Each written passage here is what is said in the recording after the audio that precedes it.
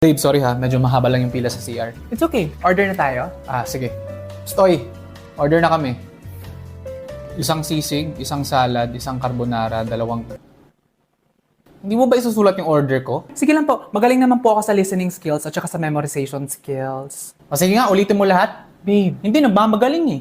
lahat po? Sure? Lahat! Sige, kayo bahala. 5 minutes ago, dumating kayo sa restaurant na to, tapos dumiretso na kayo sa table ninyo. Pero nag-excuse muna si sir sa inyo, ma'am, kasi sabi niya na magsi-CR siya.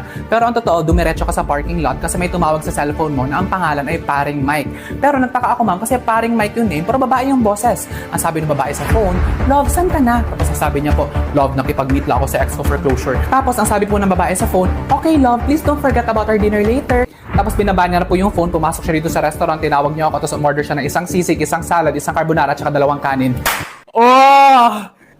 Oh, di ba sir, sinabi ko na sa'yo na level up talaga yung memorization at saka listening skills ko. Ano ka ngayon?